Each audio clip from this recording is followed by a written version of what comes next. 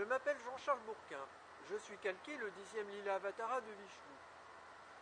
Je souhaite informer et réagir au sujet d'un article présenté comme important, paru dans la revue Monde Inconnu numéro 365 de décembre-janvier 2013 et présenté ici en angle sur la couverture un crash d'OVNI dévoilé par l'armée. Thaïlande, 23 mars 2013, un objet non identifié s'écrase dans le sud-ouest de la Thaïlande. 6 mois après, les preuves et les débris auraient été transférés entre les mains des États-Unis. Pages 20, 21, 22 et 23 sont présentées les informations rapportées par les journalistes partis en Thaïlande concernant cet événement dont ils parlent, un crash d'OVNI survenu dans la forêt de Kengkrachan le 23 mars 2013. Après une recherche rapide sur Internet, je n'ai pas trouvé d'informations avec le moteur de recherche Google concernant cet événement, ce crash d'OVNI. Ce qui est très troublant, car dans le milieu des ufologues, ce genre d'informations est très vite rapporté, commenté, discuté. Et nous sommes aujourd'hui début décembre 2013. Par ailleurs, j'ai remarqué un autre fait très troublant. Les journalistes de Monde Inconnu affirment avoir, après le 19 juillet 2013, où ils sont arrivés en Thaïlande, rencontré le chef de police adjoint de Bangkok, présenté ici en photographie d'après eux, qui se nomme Paul Gen Panziri Prapawat. Or, lors de ma recherche sur Internet, je n'ai pas trouvé de photographie correspondant à cette personne avec cette fonction. Je m'explique, j'ai trouvé certains articles où une autre personne de la police à Bangkok se nomme Gen Panziri Prapawat ou Panziri Prapawat en tous les cas, mais cette personne n'est pas celle qui est présentée dans cet article. Alors, je pose ici plusieurs questions. Est-ce que les journalistes de Monde Inconnu se sont fait avoir par la police thaïlandaise en ayant eu affaire à quelqu'un présenté comme étant Paul Gen Panziri Prapawat, chef de police adjoint de Bangkok, mais ils auraient eu affaire à une autre personne subalterne qui aurait répondu à leurs questions de façon à jeter le discrédit sur leur travail d'enquête. Personnellement, je considère comme cette hypothèse très probable. Autre question, est-ce que ces journalistes ont trompé leurs lecteurs et leur équipe rédactionnelle peut-être aussi, en présentant de faux témoignages ou de fausses photographies à partir de vrais témoignages? C'est une question que je soulève, je n'accuse pas.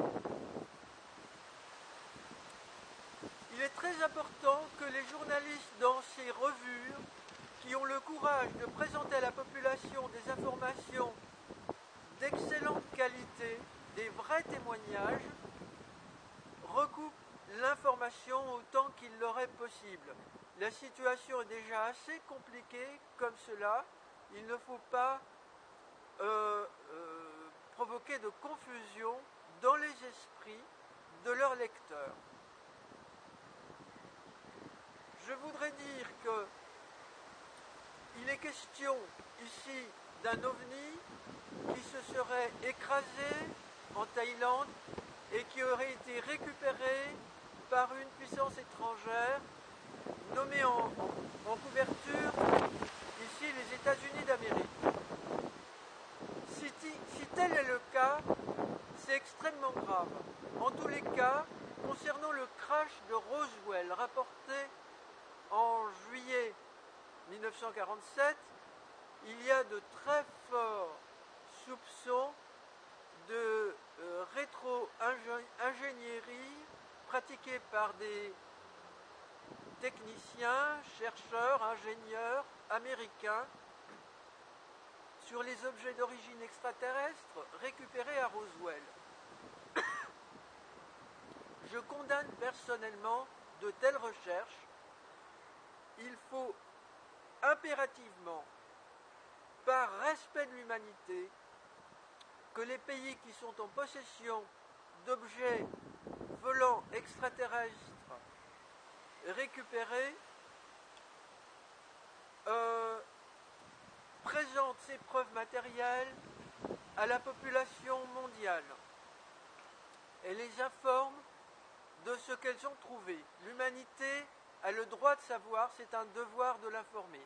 Par ailleurs, je ne veux pas, la Terre ne veut pas, être impliquée par l'humanité dans des projets qui, à terme, menacent non seulement l'humanité, mais la vie ici même. Car si des travaux de rétro-ingénierie réussissent et que des superpuissances parviennent à mettre au point des véhicules volants à partir de ces technologies permettant de se déplacer loin sur d'autres planètes, eh bien, la mer Univers pourrait déclencher des événements destructeurs de la Terre par colère, mais par préservation de la vie ailleurs dans l'univers. Et il est hors de question de provoquer les colères de la mer Univers. Il est hors de question que l'humanité dérange la vie ailleurs. C'est une faute grave.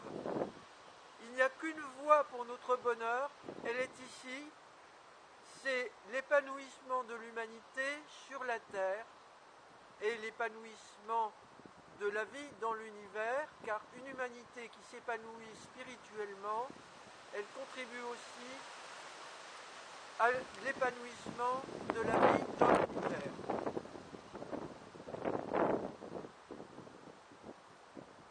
J'informe sur mon blog Alerte Invasion Extraterrestre d'une situation de guerre froide extraterrestre et de menace d'invasion extraterrestre par un groupe très dangereux dirigé par Jésus Oméga, être extraterrestre dont l'âme a été celle de Jésus, Jésus ayant trahi la vie et ayant trahi Dieu, la source de la vie, pour le compte des extraterrestres qui cherchent à finaliser maintenant leur invasion de la Terre. J'encourage la population mondiale à manifester le plus largement pour exiger des États la vérité concernant les présences extraterrestres. Madame, mademoiselle, monsieur, je vous remercie pour votre attention.